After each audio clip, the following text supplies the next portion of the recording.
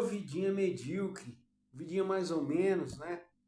Esse lamento que muitas vezes a gente fala em tom de brincadeira, né? Com uma tiração de sarro, mostra uma realidade espiritual que é mais profunda, muito triste, né?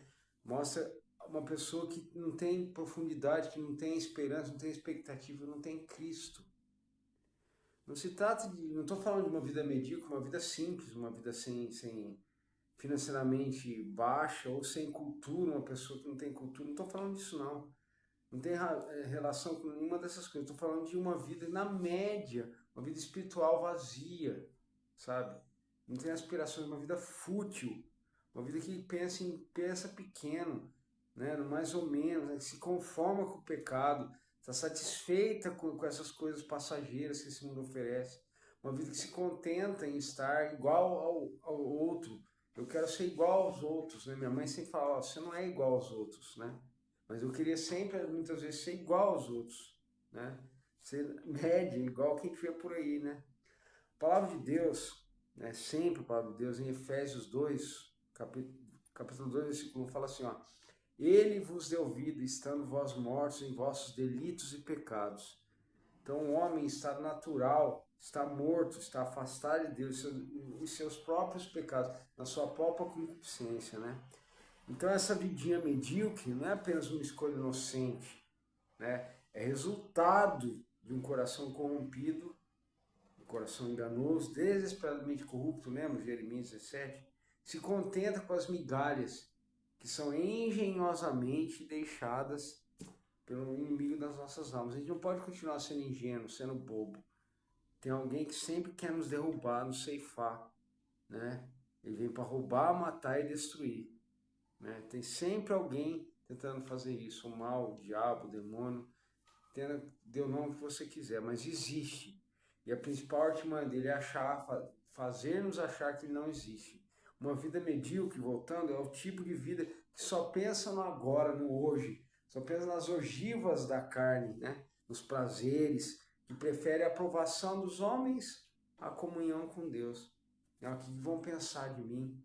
Será que eu vou ter like? Será que vão ver meu vídeo que eu estou gravando, meu story? Senão, oh, o sábio rei Salomão, né, na sua fase mais consciente, depressiva, porque não, né, mais aguda, ele falou desse jeito.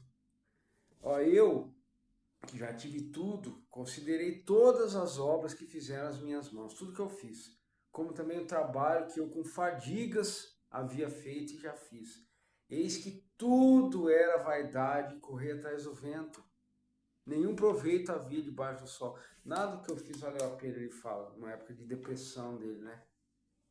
Como é que você tá? Você tá pensando nisso? Você estudou às vezes a vida inteira, se formou, tem um empregão, paga as contas diligentemente, né? Mas e aí? Corre de um lado para o outro, acorda cedo para trabalhar, né? Comemos as refeições rapidamente, né? Breakfast, fast food e tal, junk food às vezes. Não temos tempo para nada, o tempo se tornou um artigo de luxo. Mas para quê? Para quem? E por quê? Né? Aí nós entediados e enebriados por essa eterna mesmice, né? Que tédio, que ócio, né? Nos perguntamos qual que é o sentido da vida? Tá valendo a pena, né? Mesmo Salomão, mesmo o grande rei Salomão afirma, ó, sei que não, ao contraponto, ele fala assim, ó, sei que não há nada melhor para o homem do que regozijar-se, do que se alegrar-se, levar a vida regalada, aproveitar a vida, curtir. Isso também é dom de Deus, que possa o homem comer, beber, desfrutar o bem que todo o seu trabalho fez. Está lá em Eclesiastes, essas passagens. Então ele tem rompante de depressão, não vou falar sanidade, porque era sanidade para escrever um livro bíblico, né? Mas era né? Ansiedade, euforia, depressão e espiritual, voltando para o que a gente está falando, está onde? Muitas vezes existe um vazio dentro de nós que nem nossas maiores conquistas pode preencher. Salomão, por exemplo, voltando para ele teve tudo, o rei mais sábio, o rei mais rico, teve 700 mulheres, 300 concubinas, e vazio dentro de si. Isso fala muito sobre a maneira de viver qual que é a maneira de viver. E ele, Salomão, se perdeu na idolatria das esposas dele, das mulheres dele. Onde eu tenho me perdido? Onde você tem se perdido, né? Agora a gente caminha um pouquinho para frente, saímos de Salomão e Eclesiastes, vamos lá para Paulo. Em Filipenses 2,12 ele fala assim, ó, desenvolvei a vossa salvação com temor e tremor, né? A palavra salvação nesse ponto está falando de santificação. A minha vida com Cristo, a minha santidade, minha vida normal, né? Essa ordem não vai sugerir que a salvação é conquistada por obras, mas que ela é uma resposta, ela se manifesta em uma vida de seriedade espiritual, de luta contra o pecado, de busca constante por santidade. Aí eu consigo, né, ter prazer, ter objetivo. Minha vida não se torna medíocre, né? Na verdade, essa palavra, como eu falei, fala sobre santificação. Se a minha vida está sintonizada, alinhada com a mente de Cristo, com os caminhos de Jesus Cristo. Essa vidinha medíocre está diretamente relacionada à minha postura. Eu estou alinhado com Cristo, eu tenho pensamentos, eu penso nas coisas do alto, eu só penso nas coisas aqui da terra. Eu tenho temor, reverência, eu entendo quem Deus é, quem eu sou, eu tenho senso, o bom senso, ou tenho senso de grandeza. Eu tenho que ter senso da grandeza de Deus. Coisas que essa aclamada pós-modernidade, né, cheia de liberdade e falta de responsabilidade, pega o contrário disso, né? Paulo, de novo, em Timóteo, vai falar assim, ó, pois os homens serão egoístas, avarentos, jactanciosos, né, orgulhosos, arrogantes, blasfemadores, desobedientes aos pais, ingratos, irreverentes, desafeiçoados, implacáveis, caluniadores, sem domínio de si, cruéis, inimigos do bem, traidores, amigos dos prazeres, mais do que amigos de Deus, tendo forma de piedade, negando-os e intentando poder. Foge também desse. Ele dá um conselho, Timóteo, foge, porque os caras vão ser tudo assim, ó.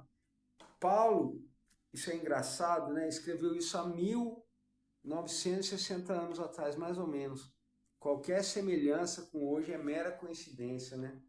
Então, aclamado modernismo, liberdade, se resume a isso: desafeiçoados, implacáveis, sem amor, mentirosos, mais amantes do mal do que do bem, né? Nessa mesma linha de raciocínio, o Tiago, a carta de Tiago vai falar assim, ó, a ideia é que ele confronta o aspecto da mediocridade, da inconstância espiritual, a instabilidade, à sabedoria. Ele fala assim, ó, homem de ânimo dobre, inconstante em todos os seus caminhos. Não pensa que vai encontrar alguma coisa, não. É igual a onda do mar, indo para lá e para cá, indo para lá e para cá. Qualquer coisa, aqui, B ali, C ali, D ali, né? Aquela pessoa que vive sem Cristo, ou que professa a Cristo apenas de maneira nominal, se é cristão, sou cristão. Mas e aí? Né? A pessoa, cristão nominal, né? É marcado por essa duplicidade. Aquele gato risonho do Alice no País das Maravilhas, ele fala uma coisa muito filosófica.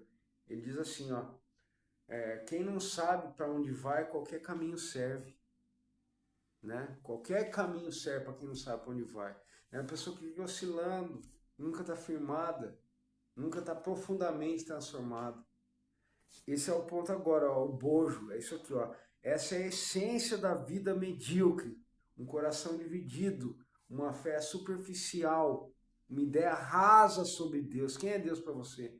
Um apego profundo ao presente século, ao caos, a essa miséria, aos pecados, ao que eu gosto de fazer, o que é gostosinho, né? É uma vida que ri das coisas de Deus e abraça o pecado, que brinca com a eternidade, ignora o peso da glória de Deus e da sua responsabilidade. Mas ao refrigério, à bênção, a mesma palavra que aponta para a degradação do homem, né? Vós mortos e vossos delitos e pecados, fala assim, ele vos deu vida, estando vós mortos nos vossos delitos e pecados. A graça soberana de Deus em Cristo nos dá vida. Pela graça nós somos salvos. Isso nos livra dessa vidinha medíocre. Somente quando eu entendo isso, quando eu me aproprio dessa vida, o Espírito Santo começa a trabalhar no meu coração. Ele regenera, ilumina a minha mente. Aí eu passo a enxergar a miséria dessa vida vazia, dessa vidinha medíocre, que está vinculada apenas aos meus prazeres, a satisfação imediata da minha carne, o que eu quero, né? Aquilo que antes parecia suficiente, né? Parecia bom, prazeres, status, distrações, as bolhas de sabão, né, das vaidades fúteis do ser humano, já não satisfazem mais, né? Os meus ídolos funcionais, né? Os ídolos que eu crio.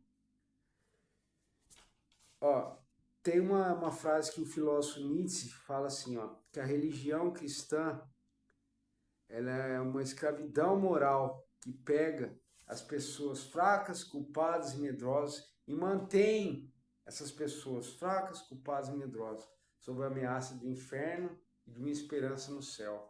Ele afirma isso, que a religião cristã, que a vida cristã é uma escravidão moral, né? Ele está errado. Não é porque ele é Nietzsche que ele está certo, não. A vida cristã é uma vida de quem luta, de quem ora, de quem busca sabedoria com fé, vive com temor e tremor, sabe quem é Deus, reverência. Não para ganhar a salvação, porque a gente não ganha a salvação porque a gente quer, mas porque nós somos alcançados por ela, pela graça de Deus. É a minha resposta à graça. É uma vida que encontrou o seu sentido. Eu não tenho uma vida sem sentido. Eu sei em quem eu tenho crido, né? No fim, a pergunta que fica é inevitável. Você está vivendo essa vidinha medíocre, rasa, instável, passageira? Ou você foi despertado para viver para a glória de Deus? Eu volto para a Bíblia. Paulo em Efésios, né, no capítulo 5, vai falar assim: desperta, ó tu que dormes, e Cristo te iluminará. Levanta de entre os mortos. Levanta, meu, se liga, acorda. Portanto, vede prudentemente como você está andando, não como nécio, não como burro, estúpido, tolo, mas sim como sábios, remindo o tempo, aproveitando as oportunidades, vendo maneira de porque os dias são maus. Então, não se torne insensato, não continue insensato, mas procura compreender qual é a vontade de Deus para a tua vida.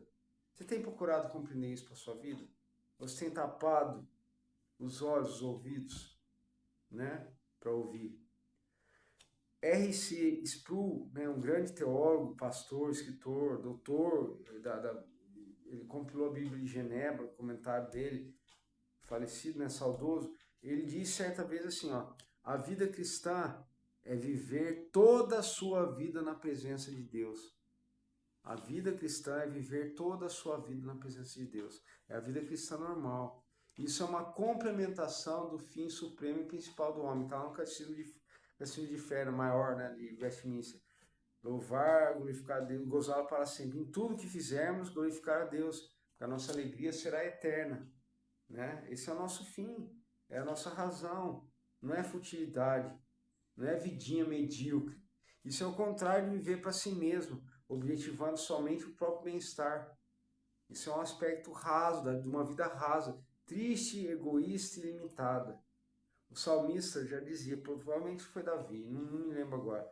Salmo 127. Ó, se o Senhor não edificar a casa, em vão trabalham os que edificam. Se o Senhor não guardar a cidade, em vão vigiam a sentinela.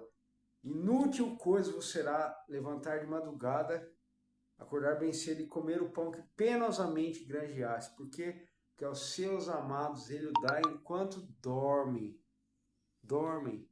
Então, para que tribulação? Para que incerteza? Para que ansiedade? Para que mediocridade?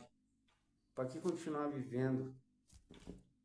Diante da eternidade, não há nada mais trágico do que uma vida resumida a isso. Resumida à mediocridade. Pense sobre isso. Pense sobre isso. Que Deus te abençoe. Não para aparecer, mas que Cristo apareça.